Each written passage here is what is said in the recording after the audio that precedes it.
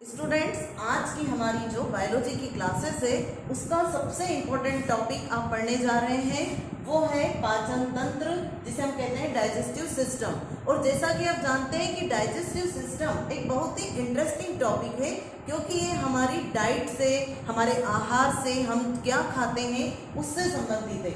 तो देखिए, जो पाचन तंत्र है वो टॉपिक आप ये ध्यान रखिएगा कि ये 10th क्लास में भी है और 11th क्लास में भी है। अब हम बात करते हैं कि डाइजेस्टिव सिस्टम होता क्या है।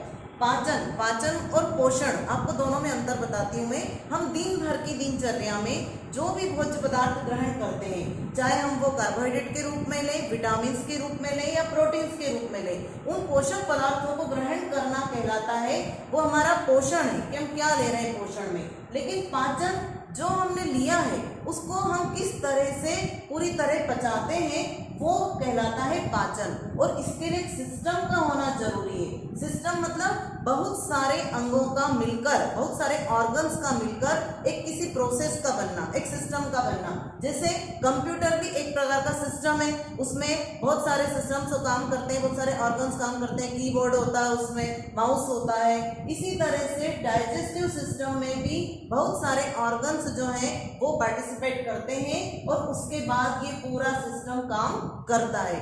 मुख्य रूप से इस पाचन तंत्र में दो जो है वो महत्वपूर्ण रूप से अंग भाग लेते हैं। हमारे दो जो है महत्वपूर्ण भाग होते हैं। एक होता है आहार नाल, जिसे हम कहते हैं एलिमेंट्री कैनाल, और एक होता है पाचन ग्रंथियां, जिन्हें हम कहते हैं डाइजेस्टिव ग्लैंड। अब इनकी जो महत्वपूर्ण जानकारी इसके बारे में हम स्टार्टिंग से देखेंगे। सबसे पहले हम देखते हैं कि पाचन तंत्र होता क्या है। तो देखिए, हम जब भोजन करते हैं तो आपने देखा होगा कि सबकी डाइट चार्ट अलग अलग होता है। हम सवेरे से उठ के चाय पीते हैं, कुछ लोग दूध पीना चाहते हैं, कुछ लोग फिर उसके बाद में ड्राई फ्रूट्स लेते हैं, कुछ स्प्राउट्स लेते हैं, कुछ ओट्स लेते हैं, कुछ उसके बाद में खाने में हम नाश्ते में कोई रोटी लेना चाहता है, कोई बॉइल्ड एग लेता है। उसके बाद हम भोजन करते हैं तो भोजन में आपने देखा होगा कि कहा जाता है कि एक संपूर्ण आहार जो होता है या एक जो भारतीय थाली जो होती है हमारी, उसमें दाल, चावल, सब्जी, चपाती, सलाद सभी होना चाहिए। तो चूंकि हमारा जो संपूर्ण आहार है उसका अर्थ ये है कि संपूर्ण आहार में प्रोटीन्स, विटामिन, वसा, खनिज तत्व, जल, ये सारे तत्वों का होना बहुत आवश्यक है। अब हम क्या करते हैं, कभी तो भोजन लेते हैं हम इसके लिए ऊर्जा प्राप्त करने के लिए, और कभी हम केवल खाते हैं पेट भरने के लिए। दोनों में बहुत अंतर है। यदि आपको फिट रहना है, आपको अपना पाचन तंत्र मजबूत रखना है, तो आपको पौष्टिक आहार लेना पड़ेगा।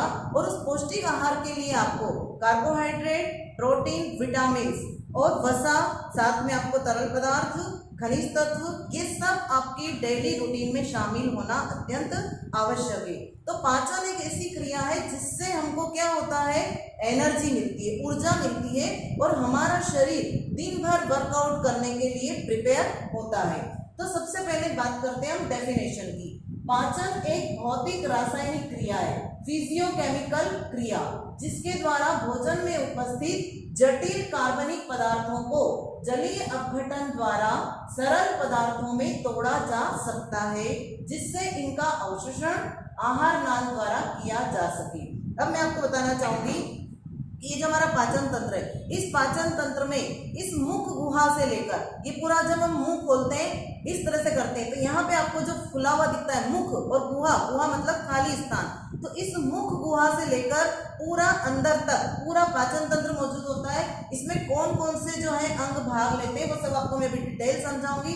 लेकिन इसको क्यों कहा है भौतिक रासायनिक क्रिया, कि जब पाचन की क्रिया होती है तो कुछ क्रिया केवल भौतिक होती है। भौतिक मतलब हमने मुंह में भोजन को लिया, दांतों ने पीसा, जीभ ने उसको लसलसा बनाया, लार ग्रंथियों ने लार मिलाई, और ये एक भौतिक क्रिया है। लेकिन केमिकल क्रिया कब स्टार्ट होती है, जब लार ग्रंथियों के द्वारा लार का स्त्राव होता है। उसमें कुछ एंजाइम्स होते हैं, यहाँ के लिखे हुए लाइसोजाइम, टाइनिन, वो एंजाइम जब निकलेंगे तब प्रोसेस शुरू होती है रासायनिक की, तब तक वो भौतिक क्रिया होती है। तो भौतिक क्रिया भी होती है पचने में और रासायनिक क्रिया भी होती है। उसके द्वारा क्या होता है, जटिल कार्बनिक पदार्थ। सपोज कीजिए आपने खाने में खाई तुअर की दाल, आपने खाया चावल, आपने खाया एक बॉइल्ड एग, अंडा खाया, या हो सकता है आपने भुट्टे का सीजन है तो भुट्टे खाए, आपने कोई भी पदार्थ खाया। अब जो कि हमारी जो बॉडी है डायरेक्ट इन चीजों को एब्जॉर्ब नहीं करती, इनके जो सरल कंपोनेंट्स हैं उनको एब्जॉर्ब करने के बाद में ही बॉडी के द्वारा उसको लिया जाता है।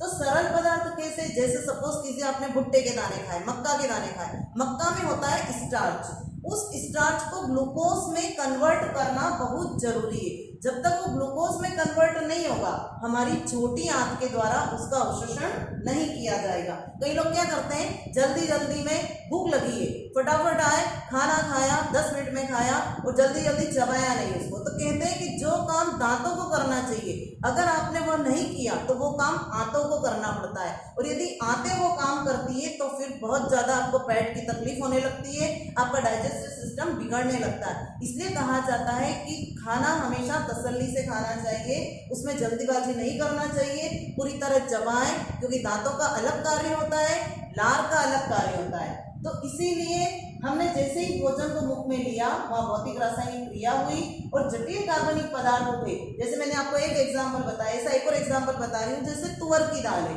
उस तुअर की दाल को, उसमें होता है प्रोटीन, उस प्रोटीन को अमीनो अम्ल में परिवर्तित करना पड़ता है, उसके बाद ही हमारी छोटी आंत के द्वारा उसको एब्जॉर्ब किया जाता है। तो सरल पदार्थ में बदला जाता है किसके द्वारा, जलीय अपघटन के द्वारा, और फिर इनका अवशोषण आहार नाल के द्वारा किया जाता है। अब कहाँ से कहाँ तक पाचन तंत्र होता है, देखिए यहाँ से शुरू होगा, ये हमारी मुख गुहा है, जिसमें मुख अंदर इसको खोलते हैं तो गुहा दिखाई देती, खाली स्थान, इसलिए इसको बक्कल कैविटी भी कहा जाता है, ओरल कैविटी भी कहा जाता है। इस मुख गुहा के बाद में यहाँ पे ग्रसनी और ग्रास नली, दो लंबी नलिकाएं होती है। ग्रसनी होती है जीभ के पीछे की तरफ खुलती है, यहाँ देखिए आप, आहार नाल के विभिन्न भाग बताए हुए हैं, 30 फीट लंबी होती है, लगभग अप्रोक्सीमेटली 30 फीट 9 मीटर जिसे हम कहते हैं। इसमें क्या क्या जो है डिवाइडेशन होता है, सबसे पहले मुख गुहा, बक्कल कैविटी, मैंने बता दिया आपको कि मुख के अंदर की जो गुहा है वो बक्कल कैविटी, और इस बक्कल कैविटी में ऊपर ऊपरी जा, नीचे निचला जबड़ा, ऊपरी जबड़ा निचला जबड़ा, जिनमें दांत होते हैं। फिर मुख गुहा में और क्या क्या होता है, जीभ होती है, जीभ का इसमें पाचन में कोई विशेष रोल नहीं होता है, लेकिन सबसे विशेष रोल ये होता है कि इसमें टेस्टिंग होती है, इसमें हमको खट्टा, मीठा, कड़वा, जैसे आपने देखा कि हम मेडिसिन लेते हैं या छोटे बच्चे को दवाई देते हैं, तो जीभ में जैसे ही दवाई रखते हैं और वो बच्चा मुंह से हटाने की कोशिश करता है, क्योंकि जीभ में स्वाद कलिकाएं होती है। वो होता है दांत। दांत देखिए आप, हमारे मुंह में जो ये 32 दांत हैं, ये दांत 4 प्रकार के होते हैं, इंसाइजर्स, केनाइन, प्री मोलर और मोलर।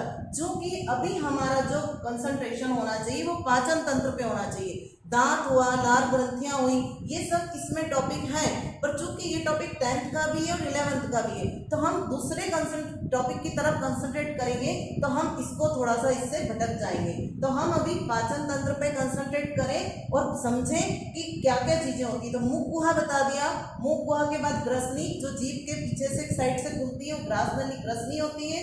उसके बाद होती है ग्रास नली, यहाँ से यहाँ तक की ग्रास नली। और दांत मैंने मुंह में आपको बताया 32 दांत, 4 प्रकार के, इंसाइजर्स, केनाइन, प्रीमोलर और मोलर। उसके बाद ग्रास नली लगभग 25 सेंटीमीटर, 25 सेंटीमीटर की यहाँ से यहाँ तक एक लंबी नली होती है, सक्रिय नली होती है। ग्रास नली नाम से ही स्पष्ट है, ग्रास, जो मुंह में हम ग्रास लेते हैं, मुंह का एक कोर लेते हैं भोजन का, उसको हम पूरी तरह से मिक्स करते हैं, उसमें लार ग्रंथियां मिलती है, दांत उसको चबाने का कार्य करते हैं और जीभ उसको मिक्स करती है, और जो पूरी एक लुब्धि तैयार होती है उसको हम कहते हैं बोलस। याद रखिएगा, ऑब्जेक्टिव के लिए इंपॉर्टेंट क्वेश्चन है। और वो बोलस इस ग्रास नली से खिसकता हुआ आगे बढ़ता है आमाशय में। इस ग्रास नली की दीवार में कुछ चिकनाई, म्यूकस पाया जाता है, उसके कारण ये खिसकती हुई आगे बढ़ती है। और सबसे इंपॉर्टेंट बात है, इस ग्रास नली में गति होती है, उस गति का नाम है क्रमानुकुंचन गति। अब क्या होती है क्रमानुकुंचन गति? फॉर एग्जाम्पल बताती हूँ मैं आपको क्रमानुकुंचन का। जैसे हमारे घर में कोई पेस्ट होता है, वो पेस्ट जब खत्म होने आता है तो हम क्या करते हैं, हम उसको कैसे भी कोशिश करके सोचते हैं कि लास्ट तक का निकाल दें, तब उसको दबाते हैं, फिर वो थोड़ा आगे आता है, फिर दबाते हैं, थोड़ा आगे आता है, इस तरह से हम उसको पूरा बाहर निकाल लेते हैं। ऐसी की ऐसी ही मैकेनिज्म इस ग्रास नली में होती है। इस ग्रास नली में जो है क्रमानुकुंचन गति होती है, और उस गति के कारण हमारा भोजन आगे बढ़ता जाता है, और जब आगे बढ़ता है तो वो आता है आमाशय में। जैसे ही भोजन आमाशय में आता है, आमाशय का आकार होता है जे आकार का। आमाशय जो होता है हमारा लगभग 30 सेंटीमीटर लंबा, 15 सेंटीमीटर चौड़ा होता है, इसके 3 भाग होते हैं, कार्डियक, फंडिक, पाइलोरी। अभी आपको डायग्राम में समझाऊंगी मैं। और यहाँ पर जो भोजन आता है वो 4 घंटे तक टिका हुआ रहता है आमाशय में। अब आमाशय में जैसे ही भोजन आया तो यहाँ पे भोजन का पाचन शुरू होता है। 3 जगह पाचन होता है। पहला होता है मुख गुहा में। आप ध्यान रखिएगा कि मुख गुहा में जो पाचन होता है वो होता है कार्बोहाइड्रेट का, जो सबसे मेन है कार्बोहाइड्रेट। देन सेकंड नंबर पे होता है आमाशय में। आमाशय में पाचन होता है प्रोटीन का। मैंने आपको बताया हम खाने के साथ दाल लेते हैं, दही लेते हैं, सवेरे हम दूध पीते हैं, अंडा खाते हैं, तो इन सब में किसका स्रोत मिलता है हमें? प्रोटीन। ये सब प्रोटीन के सोर्सेस है। तो प्रोटीन का जो पाचन होता है वो मुख्य रूप से होता है आमाशय में। तो इसमें बकल कैविटी या मुख गुहा में कार्बोहाइड्रेट का पाचन हुआ। आगे बढ़े आमाशय, क्योंकि यहाँ ग्रास नली में कोई पाचन नहीं होता है, ये ध्यान रखें। ये केवल भोजन को आगे बढ़ाने का काम करती है। ये आमाशय में आया। आमाशय में आने के बाद यहाँ पे प्रोटीन का पाचन हुआ। जो दाल है, दूध है, अंडा है, प्रोटीन है, ये सब प्रोटीन सोर्सेस से इनका पाचन होता है। और आमाशय का आकार जे आकार का होता है। ये भी ऑब्जेक्टिव के लिए ध्यान रखें कि जे आकार का होता है। अब यहाँ से 4 घंटे तक भोजन टिका हुआ रहता है। आमाशय में बहुत सारा जठर रस निकलता है। आमाशय में यहाँ पर जठर ग्रंथियां पाई जाती है जो जठर रस का स्त्राव करती है। जठर मीन्स भी आमाशय ही होता है। और आमाशय में HCl का स्त्राव होता है। HCl मतलब एक प्रकार का अम्ल। अब वो अम्ल क्या कार्य करेगा वो मैं आपको यहाँ डायग्राम में समझाऊंगी। छोटी आंत स्मॉल इंटेस्टाइन 6 मीटर, लगभग 6 मीटर या 22 फीट लंबी होती है। सबसे लंबी और पतली नलिकाकार होती है। और पूरी जो है उसकी वो ऐसी लिपटी हुई गुच्छों में चलती है। इनको कहते हैं विलाई। बड़ी आंत 1.5 मीटर लगभग या 5 फीट लंबी होती है, जिसमें कि अपचित भोजन इकट्ठा रहता है। छोटी आंत में पचित भोजन इकट्ठा रहता है, बड़ी आंत में अपचित भोजन इकट्ठा रहता है। मलाशय, रेक्टम मतलब मलाशय, जिसमें कि हमारा मल इकट्ठा रहता है, वेस्टेज मटेरियल। और ये मल द्वार, जिससे कि हम मल जो होता है या वेस्टेज पदार्थ जो होते हैं, अपचित पदार्थ जो होते हैं, उनको हम बाहर कर देते हैं। तो इस तरह से आहार नाल के विभिन्न भाग हैं। मुख गुहा, ग्रसनी, ग्रास नली, आमाशय, छोटी आंत, बड़ी आंत, मलाशय और मल द्वार। इंग्लिश में कहते हैं buccal cavity, pharynx, oesophagus, stomach, small intestine, large intestine, rectum, then anus. ये हमारे आहार नाल के इतने भाग हुए। और ये कितनी होती है? 30 फीट, लगभग 9 मीटर। ये क्वेश्चन ऑब्जेक्टिव के लिए बहुत ही महत्वपूर्ण है। फिर उसके बाद इसमें क्या क्या होता है जो पाचन तंत्र के लिए उपयोगी है? आहार नाल हमने देख ली। अब हम देखेंगे पाचन ग्रंथियां। अब देखिए ग्रंथियां, डाइजेस्टिव ग्लैंड। जो हमारी पाचन ग्रंथियां हैं उसमें सबसे पहले है लार ग्रंथि। लार ग्रंथि हमारे मुंह में, आपने देखा होगा, हम जैसे इमली का सीजन है, इमली देख रहे हैं, केरी का सीजन है, केरी देख रहे हैं, खटाई है, मिठाई है, कोई भी चीज देख के हमारे मुंह में सलाइवा का सिक्रेशन होता है। और इस सलाइवा का सिक्रेशन होना बहुत जरूरी है, क्योंकि जो पाचन की क्रिया है उसके लिए सलाइवा का होना अत्यंत आवश्यक है। दूसरा, आपने देखा होगा जो बुजुर्ग लोग होते हैं वो खाना अपना कम कर देते हैं, डाइट कम कर देते हैं या लिक्विड फॉर्म में लेते हैं। क्यों? क्योंकि उनके मुंह में ना तो दांत होते हैं प्रॉपर और ना उनको सलाइवा का सिक्रेशन होता है, क्योंकि जीर्णता होती जाती है, एजिंग, बुढ़ापा। तो उसके कारण उनकी सलाइवरी ग्लैंड एक्टिव नहीं होती है। और सलाइवरी ग्लैंड एक्टिव नहीं होगी तो जो एंजाइम्स है उनका सिक्रेशन कम हो जाएगा। तो आप देखिए लार ग्रंथियां, सलाइवरी ग्लैंड। अब ये सलाइवरी ग्लैंड की बात करें तो ये सलाइवरी ग्लैंड जो होती है दिन भर में लार ग्रंथियों द्वारा 1 से 1.5 लीटर डेली लार का स्त्राव किया जाता है। 1 से 1.5 लीटर लार का स्त्राव। जितनी अधिक सलाइवा स्त्रावित होगी उतना अधिक आपका डाइजेशन सिस्टम अच्छा रहेगा और आपका डाइजेशन भी अच्छा रहेगा। अब 3 प्रकार की लार ग्रंथियां होती मुंह में। नंबर 1 पैरोटिड, नंबर 2 सब मैक्सिलरी और नंबर 3 सब लिंगुअल। पैरोटिड, जो पैरोटिड ग्रंथि कान के नीचे होती है, यहाँ कान के जस्ट नीचे की तरफ, इसको कहते हैं पैरोटिड। और इस पैरोटिड ग्रंथि जो होती है ये सांप में जो जहर उगलती है ये यही वाली ग्रंथि है और ये सबसे बड़ी ग्रंथि होती है। दूसरी होती है सब मैक्सिलरी। सब मैक्सिलरी मतलब हमारा निचला जबड़ा, ये ऊपरी जबड़ा, ये निचला जबड़ा। इस निचले जबड़े के नीचे यहाँ पे होती है सब मैक्सिलरी। जो होती है, और ये होती है सबलिंगुअल। सबलिंगुअल मतलब हमारी जीभ, हमारी जो जीभ है उसके जस्ट नीचे यहाँ पे पाई जाती है सबलिंगुअल। तो 3 ग्रंथियां होगी लार ग्रंथियां, पैरोटिड, सब मैक्सिलरी और सबलिंगुअल। अब इन लार ग्रंथियों में कौन से एंजाइम होते हैं? इनमें होते हैं लाइसोजाइम और टाइलिन। अब देखिए आप, लाइसोजाइम का बहुत महत्वपूर्ण रोल है। लाइसोजाइम क्या करता है, जैसे हम सपोज करिए, आपने देखा होगा कोरोना काल में हम क्या कर रहे थे, इम्यूनिटी बढ़ाने के लिए एक तो भोज्य पदार्थ भी बहुत ऐसे ले रहे थे कि जिनमें हमें संपूर्ण मात्रा में पोषक तत्व प्राप्त हो। किसी ने कहा विटामिन सी लेना है तो विटामिन सी लिया, सारी खट्टी चीजें खाई। किसी ने कहा कि आपको प्रोटीन बहुत लेना चाहिए तो हमने अंडे भी खाए। किसी ने कहा कि आपको जो है भोजन को पचाने के लिए इस तरह की मेडिसिन लेना है कि जिसमें सारे पोषक तत्व मिले, तो हमने मल्टीविटामिन भी ली। तो हमने ये सारी चीजें ले ली, लेकिन हमने साथ साथ प्रिकॉशंस भी रखी। प्रिकॉशंस के नाम पे हमने क्या रखा, सैनिटाइजर का बहुत ज्यादा उपयोग किया। क्यों? कि अब किसी प्रकार के जर्म्स हमारे हाथ में ना रहे। तो आप देखिए जो लाइसोजाइम है, उस लाइसोजाइम का क्या कार्य होता है कि जैसे हम कहीं से आए, हमने हैंड वॉश नहीं किए और हमने सीधा अपना खाना खाया, खाना सीधा मुंह में गया, तो हमारे हाथ में जो भी जर्म्स होंगे वो जर्म्स जो है वो हमारे मुंह में चले गए। तो जैसे ही मुंह में जाते हैं तो लार ग्रंथियों ने लार का सिक्रेशंस किया। तो लार ग्रंथियां जब लार का सिक्रेशन करती है तो उसमें एक एंजाइम निकलता है, उस एंजाइम का नाम होता है लाइसोजाइम। और ये क्या करता है, भोजन के साथ आए हुए जितने भी जीवाणु है उन सब जीवाणुओं को मार डालता है, उन सब जीवाणुओं को नष्ट कर देता है। तो यहीं पे काम खत्म हो जाता है बहुत कुछ, तो सारे जीवाणु यहीं मर जाते हैं। फिर उसके बाद में आगे बढ़ता है, जब भोजन यहाँ से ग्रास नली में जाता है, ग्रास नली से आमाशय में, है ना, तो अब और भी ग्रंथियां काम करती है। तो लार ग्रंथि तो हो गई। अब यकृत, यकृत हमारे शरीर की सबसे बड़ी ग्रंथि है। इसका वेट होता है 1500 ग्राम। ये ऑब्जेक्टिव के लिए महत्वपूर्ण क्वेश्चन है।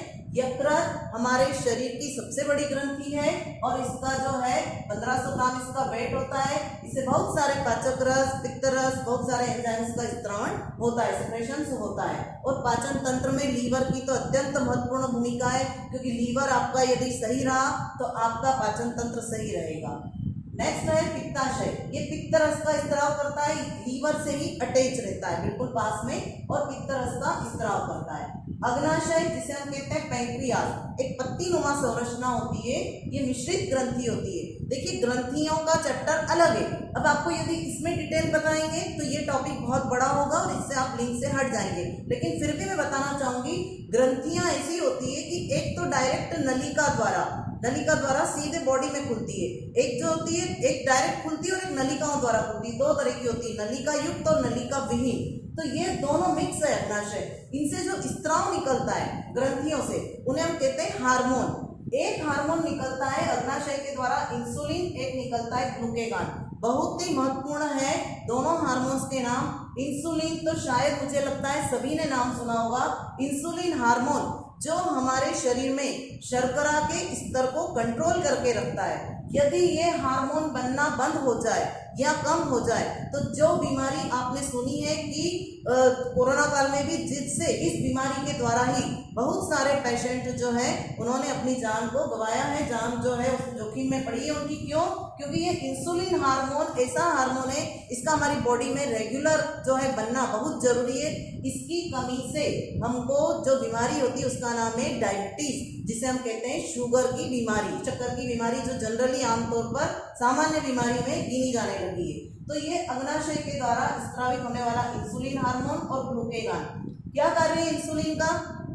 जितनी दिन भर में हम भोजन के रूप में ऊर्जा लेते हैं, जिसमें ग्लूकोज लेते हैं हम विशेष करके, तो वो जितना भी हमारी ऊर्जा है या ग्लूकोज वाला पार्ट है, उस ग्लूकोज को ग्लाइकोजन में बदलने का काम ये इंसुलिन करता है। तो क्या होता है, सपोज कीजिए कि मैंने दिन भर में बहुत ज़्यादा मीठा खाया या कुछ ऐसी चीज़ खाई कि मेरी बॉडी में ग्लूकोज का स्तर बढ़ गया। अब वो ग्लूकोज का स्तर बढ़ तो गया, लेकिन उसको ग्लाइकोजन के रूप में संचित करने के लिए ये इंसुलिन प्रॉपर नहीं बन रहा है। तो इंसुलिन यदि प्रॉपर नहीं बनता है तो ग्लूकोज का लेवल बॉडी में बढ़ता जाता है, और जब बॉडी में बढ़ता जाएगा तो उसका जो परिणाम होगा वो बहुत जो है बुरा होता है और उससे हमको शर्करा का लेवल बढ़ने के कारण डायबिटीज की समस्या हो जाती है। तो ये इतनी ग्रंथियां और इतने सारे पार्ट, ये सब इस पाचन तंत्र में महत्वपूर्ण भूमिका अदा करते हैं। अब आप ये देखिए कि हमने जो भी भोजन लिया उसमें क्या क्या होना आवश्यक है। कार्बोहाइड्रेट, वसा, प्रोटीन, जल, विटामिन, खनिज पदार्थ, ये सब होना आवश्यक है, तभी हम कहते हैं संपूर्ण आहार या हमारी एक संपूर्ण थाली। अब आप देखिए कार्बोहाइड्रेट, वसा और प्रोटीन, इनका पाचन तो बॉडी में होता ही है, पाचन तंत्र के द्वारा होता ही है। वो कार्बोहाइड्रेट का पाचन मुख गुहा में होता है, वसा का पाचन छोटी आंत में या डियोडिनम में, और प्रोटीन का पाचन आमाशय में। तो ये पाचन तो होता ही है, लेकिन हम जो जल पीते हैं, विटामिन हैं, ये खनिज पदार्थ हैं, ये इतने छोटे होते हैं कि इनका पाचन नहीं होता, इनका पाचन होने की आवश्यकता ही नहीं है। ये तो डायरेक्ट हमारे जो है एब्जॉर्ब होते हैं हमारी बॉडी के द्वारा, इनको एब्जॉर्ब किया जाता है, अवशोषित किया जाता है। तो कार्बोहाइड्रेट, वसा और प्रोटीन, इनका पाचन होता है, इनकी पाचन की पूरी प्रोसेस है कि किस तरह से पाचन होता है। और जल, विटामिन और खनिज ये बहुत छोटे होते हैं, तो इनका पाचन नहीं, इनका अवशोषण होता है। अब पाचन का कार्य क्या है? मुख्य रूप से पाचन का कार्य है भोजन से ऊर्जा का निर्माण करना। मतलब जितना भी हम भोजन दिन भर में लेते हैं उसके द्वारा हमको एनर्जी मिलती रहे। आपने देखा होगा कि कई बार जो है हम लोग तो कम करते हैं, लेकिन जैन लोगों में आपने देखा होगा कि या रमजान में आपने देखा होगा कि सब लोग रोजा रखते हैं, है ना। और कुछ लोग जो है जैन लोग जो है वो 1-1 महीने के व्रत रख लेते हैं। कैसे रख लेते हैं? उनकी बॉडी में जो ये ग्लूकोज है, ये ग्लाइकोजन के रूप में संचित रहता है, और वहां से ग्लाइकोजन के रूप में संचित रहता है, वहां से टूट कर ग्लूकोज के रूप में उनको एनर्जी प्रदान करता रहता है। लेकिन काम क्या है पाचन का? ऊर्जा का निर्माण करना। यदि हम भोजन नहीं भी करते हैं तब भी हमारे शरीर में इतनी ऊर्जा संचित रहती है कि जिससे हमारी गाड़ी आगे चल सके। तो ये इस तरह से पाचन का पूरा। तो आपने क्या क्या देखा पाचन में? सबसे पहले पाचन तंत्र में आपने देखा, सबसे पहले आपने देखा परिभाषा, फिर पाचन तंत्र के भाग आहार नाल और पाचन ग्रंथियां। फिर आपने आहार नाल के भाग में ये इतने सारे देखे, buccal cavity, pharynx, oesophagus, stomach, small intestine, large intestine, rectum और एनस। और उसके बाद में पाचन ग्रंथियां। पाचन ग्रंथियों में आप देख रहे हैं लार ग्रंथियां, 3 प्रकार की लार ग्रंथियां होती है, पैरोटिड, सब मैक्सिलरी, सब लिंगुअल। एक दिन में 1 से 1.5 लीटर सलाइवा का स्त्राव होता है। और पैरोटिड ग्रंथि सबसे बड़ी होती है, जो सांप में जहर उगलने का काम यही करती है। और सब मैक्सिलरी और सब लिंगुअल, ये 3 है। लाइसोजाइम और टाइलिन एंजाइम का स्त्राव करती है। और लार ये जो लाइसोजाइम है ये मुंह में आए हुए जीवाणुओं को नष्ट करने का कार्य करता है। यकृत शरीर की सबसे बड़ी ग्रंथि, पित्ताशय पित्तरस का स्त्राव करता है। और अग्नाशय मिश्रित ग्रंथि है, जिससे इंसुलिन हार्मोन और ग्लूकेगॉन हार्मोन्स बनते हैं। अब आपको मैं बताऊंगी ये डायग्राम्स। अब इस डायग्राम्स को आप देखिए, इसमें कौन सी चीज जो है या कौन सा ऑर्गन्स कहाँ पे सिचुएटेड है, कहाँ लोकेटेड है। और इसमें सबसे पहले देखिएगा, बात करते हैं सबसे पहले मुख गुहा। ये मुख गुहा, ये मैंने बताया था आपको, ये मुख गुहा। इस मुख गुहा में जीभ होती है, हमको पता ही है जीभ पाई जाती है। दांत होते हैं, 4 प्रकार के दांत बताए मैंने आपको, इंसाइजर्स, कैनाइन, प्रीमोलर और मोलर। उसके बाद में लार ग्रंथियां बताई मैंने आपको 3 प्रकार की, पैरोटिड लार ग्रंथि जो सबसे बड़ी होती है, सब मैक्सिलरी और एक जो कि जबड़े के नीचे पाई जाती है, निचले जबड़े के, सब लिंगुअल जो जीभ के नीचे होती है। उसके बाद बात करते हैं ग्रास नली, जो कि कितनी लंबी है आपको ग्रास नली बताई मैंने, लगभग 25 सेंटीमीटर। ये ग्रास नली से भोजन, जैसे ही भोजन हमने यहाँ ग्रहण किया, इसमें आया मुख गुहा में, जीभ ने उसको मिक्स किया, दांतों ने उसको चबाया, और तीनों लार ग्रंथियों ने, सब मैक्सिलरी, पैरोटिड और सब लिंगुअल, इन तीनों ने मिलकर इसको क्या किया, लार को इसमें मिक्स किया। और इस एंजाइम ने इस पे कार्य किया, टाइलिन और लाइसोजाइम ने। और इन्होंने जो भोजन में जीवाणु आए थे उनको तो मार दिया लाइसोजाइम ने, और जो जटिल पदार्थ थे जैसे स्टार्च, तो स्टार्च को ग्लूकोज में परिवर्तित करना ये टाइलिन का काम होता है। तो ये जटिल पदार्थों को सरल पदार्थ को में बदलने की क्रिया वो यहाँ मुख गुहा में कंप्लीट हो जाती है। उसके बाद जो पूरा एक निवाला बनता है, बोलस किसे कहते हैं? सपोज कीजिए हम खाना खा रहे हैं, खाना खाते खाते चबाते चबाते पूरी एक लुगदी जैसी तैयार हुई। अब हमको कभी लगा कि कंकर आ गया मुंह में, तो हम क्या करते हैं, उसको वापस से निकालते हैं। और निकालने के बाद में हम क्या करते हैं, उसको फेंक देते हैं। लेकिन हमने जो निकाला पूरी जो लुगदी बनी हुई थी उसको हम क्या कहते हैं, उसको हम क्या कहेंगे यहाँ पे बोलस। और कौन सी गति से वो बोलस आगे बढ़ता है, यहाँ म्यूकस का स्त्राव होता है, चिकनाई का, जिसके कारण वो खिसकता हुआ आगे बढ़ेगा। इस तरह से आप देखिए कि सपोज कीजिए ये बोलस है, ये यहाँ से बोलस, ये बोलस आगे बढ़ रहा है, निवाला जिसे कहते हैं हम, ये आगे बढ़ते हुए यहाँ पे आएगा। और जब ये यहाँ पर आ जाता है आमाशय में, इस आमाशय का आकार जे के आकार का होता है और ये आमाशय 3 भागों में डिवाइडेड रहता है। Number 1 cardiac, fundic, pyloric. Cardiac, fundic, pyloric. इस आमाशय को जठर भी कहते हैं और इसमें यहाँ पे जठर ग्रंथियां होती है और जिससे स्त्राव होता है जठर रस का। और उस यहाँ पे सबसे मेन बात एक ध्यान रखेंगे, आमाशय का माध्यम अम्लीय होता है। क्यों होता है अम्लीय, क्योंकि यहाँ पे जो होता है HCl का स्त्राव होता है, ये HCl का। अब चूंकि HCl का स्त्राव होने के कारण ये यहाँ पे माध्यम अम्लीय हो जाता है। अब आप ये देखिए कि क्यों क्या कार्य करता है, ये पाचन तो करता ही है, साथ में देखिए जैसे ही भोजन आगे बढ़ता है निवाले के रूप में या बोलस के रूप में, यहाँ जैसे ही आता है तो इस लुगदी को हम कहते हैं काइम। यहाँ पे मथने के बाद पूरी जो गति होती है, क्रमानुकुंचन गति यहाँ भी होती है और उसके बाद में पूरी एक लुगदी तैयार होती है, इसको हम कहते हैं काइम। और ये HCl क्या कार्य करता है, HCl भोजन में जो बचे कुछ जीवाणु रह जाते हैं उनको सबको मार डालता है। अम्ल है, एसिड है, तो ये क्या करेगा, पूरा इसको पूरी तरह से जो है नष्ट कर देगा जीवाणुओं को। और जो लुगदी तैयार करता है भोजन की उसको कहते हैं काइम। यहाँ पे बाहर सारी जो लेयर होती है म्यूकोसा की, वो भी चिकने पदार्थ स्त्रावित करती है। अब ये जो लुगदी होती है आमाशय की, ये आगे बढ़ती है। अब आप यहाँ देखिए एक और अंग आपको दिखाई दे रहा है, ये सी आकार की एक संरचना दिख रही है आपको यहाँ पे, यहाँ पे आपको सी आकार की संरचना दिख रही है। इस सी आकार की संरचना में कुछ महत्वपूर्ण अंग होते हैं। देखिए आप, ये है अग्नाशय जिसको हम पेंक्रियास कह रहे हैं। मैंने आपको बताया यहाँ पे ये अग्नाशय एक मिश्रित ग्रंथि है जिससे इंसुलिन और ग्लूकेगान दोनों हार्मोन स्त्रावित होते हैं। और ये यहाँ पे है एक पत्ती नुमा संरचना दिखाई दे रही है जिसे हम कहते हैं पित्त यकृत, और यकृत के साथ ही अटैच होता है पित्ताशय। यकृत शरीर की सबसे बड़ी ग्रंथि और पित्ताशय जो कि पित्त रस का स्त्राव करती है। तो ये सब नलिकाएं जो होती है यहीं जाके खुलती है इस छोटी आंत का आगे वाला भाग जिसको हम कहते हैं डियोडिनम, हिंदी में कहते हैं ग्रहणी। तो सब नलिकाएं सारे रस का स्त्राव करती है जिसे हम आंतरीय रस कहते हैं और ये भी पाचन में महत्वपूर्ण भूमिका निभाता है। अब ये मुख गुहा में तो हुआ कार्बोहाइड्रेट का पाचन, आमाशय में हुआ प्रोटीन का पाचन, दूध, दही, अंडा, पनीर जो भी आप खाते हैं उन सब का पाचन यहाँ होता है।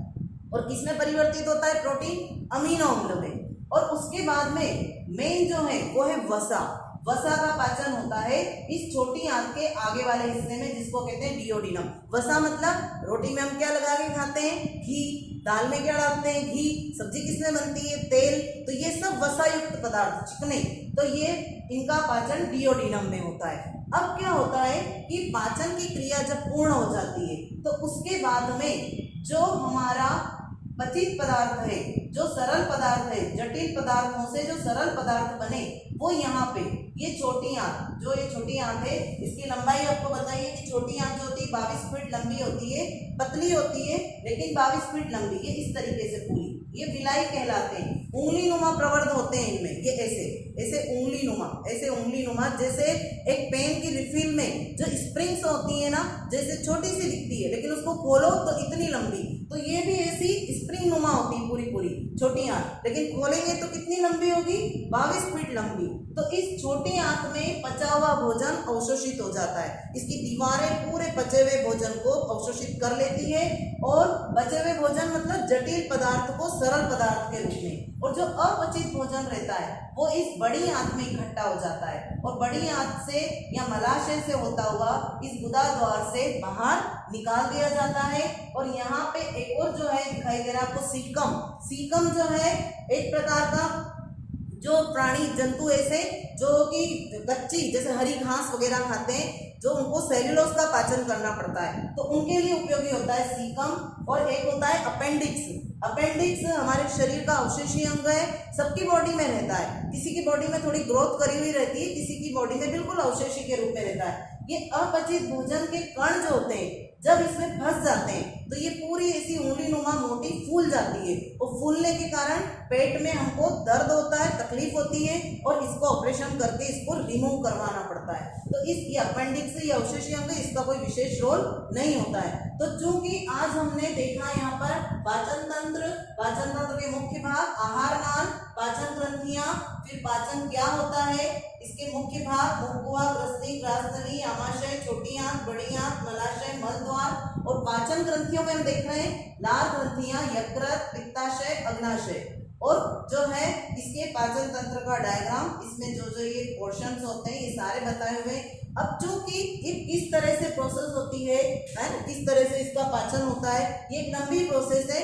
10th क्लासेस के लिए इतना सफिशिएंट है, 11th के लिए भी मुझे लगता है इतना सफिशिएंट है। अब आप जो है बस ये ध्यान रखें मुख्य रूप से कि मुख गुहा में कार्बोहाइड्रेट का पाचन होता है, आमाशय में प्रोटीन का पाचन होता है, और जो छोटी आंत वाला आगे वाला हिस्सा होता है उसमें वसा का पाचन होता है, और अपचित भोजन बड़ी आंत में इकट्ठा होता है और पचित भोजन छोटी आंत के द्वारा।